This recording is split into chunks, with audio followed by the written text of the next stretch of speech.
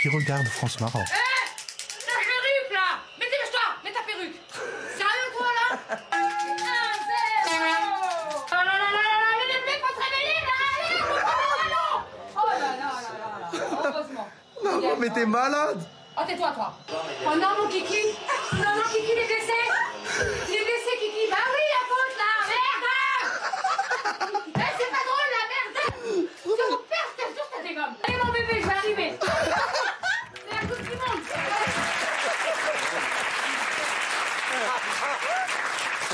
Alors hier soir forcément, alors sachez-le, il y a eu plus de 20 millions de personnes qui ont regardé le match hier. C'est que les chiffres des femmes, parce qu'il y a Bein aussi qui a fait à peu près, je ne sais plus combien ils ont fait, mais ça doit faire 22 millions en tout, ou 23 millions pour le match des Bleus.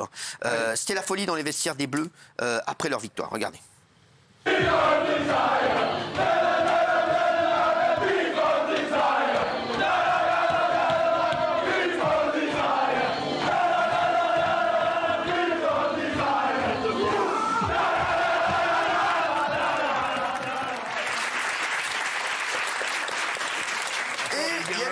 En France où c'était le feu, c'est pas dans les rues de Paris, mais à l'Assemblée nationale, regardez, des vrais déglingos.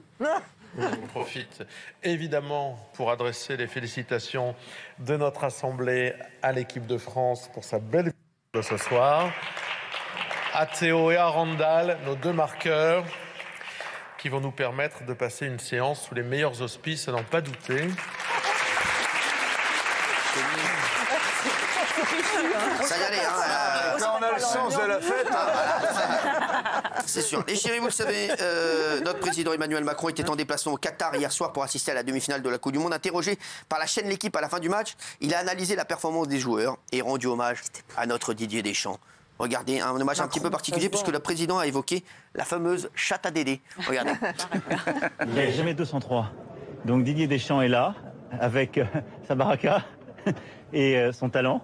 Et on sera tous là derrière. Donc on la gagne. On rapporte la coupe. Et il faut qu'il reste, évidemment qu'il faut qu'il reste. Je ne vais pas le dire. Il fait ça comme si je voulais le dire. Oui. C'est vrai que, alors, je vous le dis, Didier Deschamps, qu'on fasse n'importe quoi avec lui, voilà, on fait des paris sur plein de choses, et à chaque fois, on l'appelle la chatte à Dédé. Même lui, il dit, dès qu'il gagne un truc, il dit, c'est la chatte à Dédé. Voilà, donc, je vous le dis, donc c'est vrai, tu le sais, Raymond. Voilà, même, voilà, moi, la seule... Ça fait partie du talent. Hein. Exactement, moi, les seules fois où il m'a battu une fois sur 10, il a dit que c'était grâce à la chatte à Dédé. Non. On est à 3 partout, là, ou 4-3 pour moi, enfin, je suis devant. Le président a été félicité, les joueurs, après le match. On regarde tout de suite son discours, regarde. Alors on va venir. Et vous avez gagné. Dimanche, on est là, et vous la gagnez une fois encore, mec.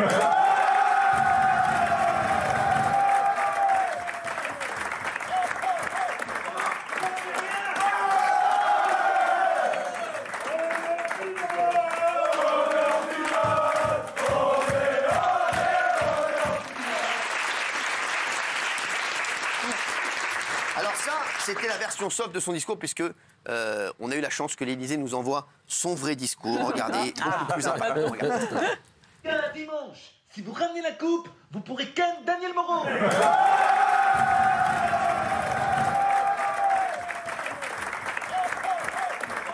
On lâche rien. On va ken Daniel, on va ken Daniel, on va ken Daniel. Alors depuis hier soir, c'est la fête dans toute la France. On va vous montrer des images exclusives dans un instant. Les Bleus sont qualifiés pour leur deuxième finale consécutive de Coupe du Monde après avoir battu le Maroc 2-0. Ils affronteront donc l'Argentine dimanche. Toute la France est heureuse. Toute la France est contente. Toute la France est bien, sauf un relou.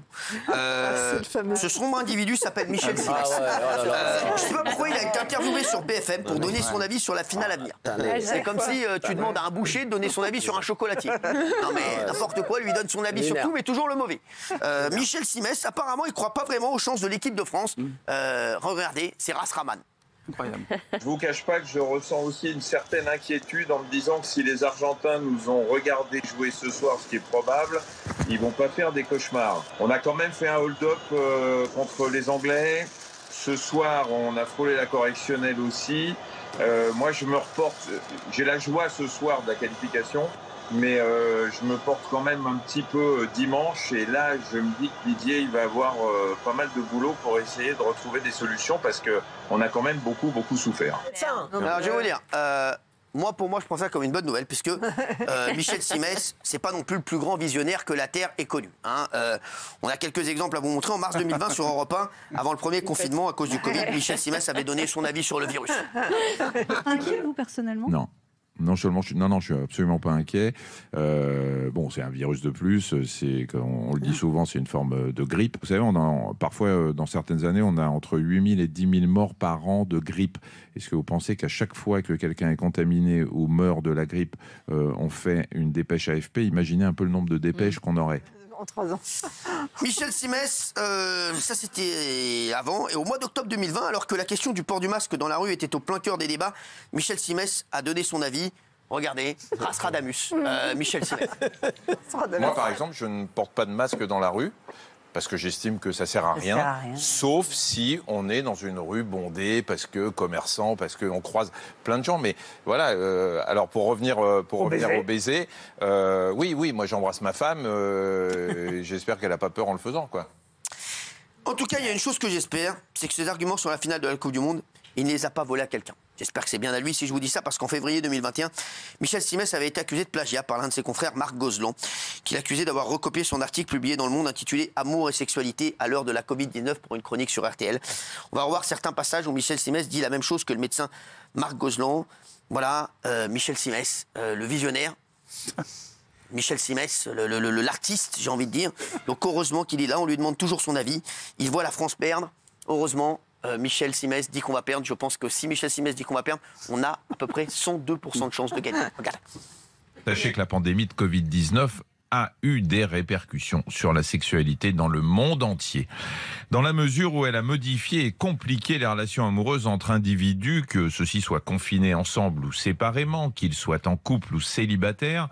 Alors, il avait avoué avoir copié. Voilà. Le truc, c'est dit que il faut le dire avant, il avait complètement copié. Voilà. Donc, Michel Simès.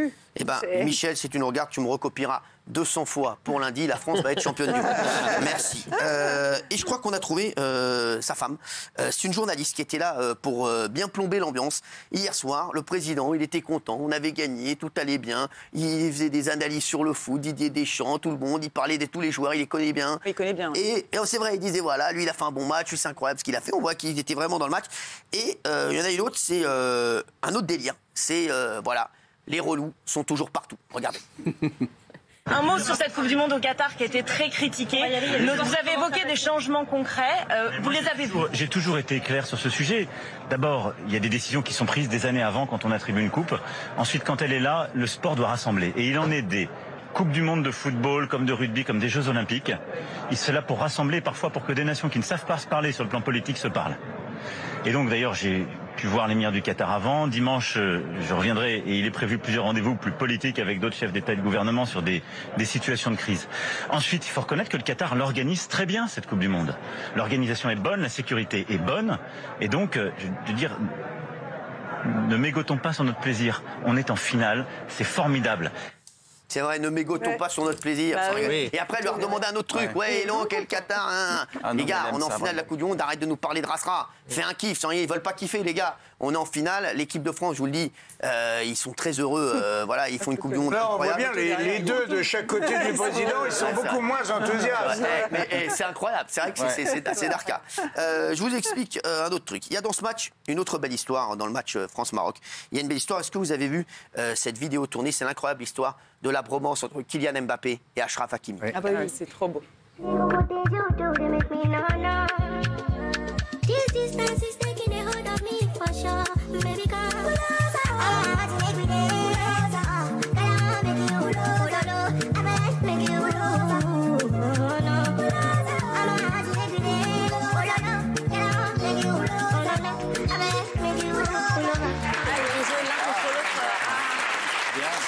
Alors, si je vous raconte cette histoire, c'est que le France-Maroc hier, il était particulier.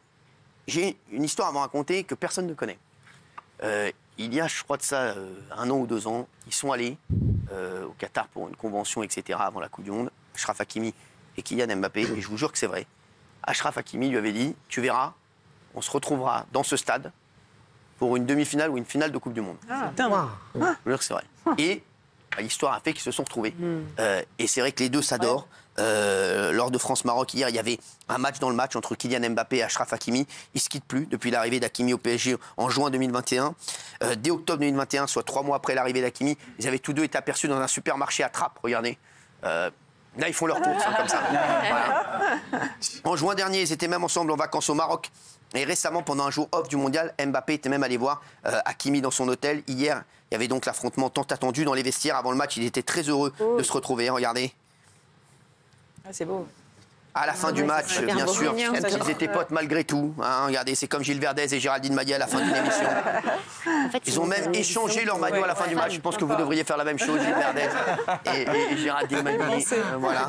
Ce qui est beau, c'est qu'ils inspirent leurs fans, quoi. C'est magnifique. Exactement. Regardez, ils parlent. Pour résumer, bon voilà, regardez, ils se parlent dans les vestiaires. Pour résumer, on a vu un Kylian rempli d'émotions, même un peu trop. Regardez, apparemment, voilà.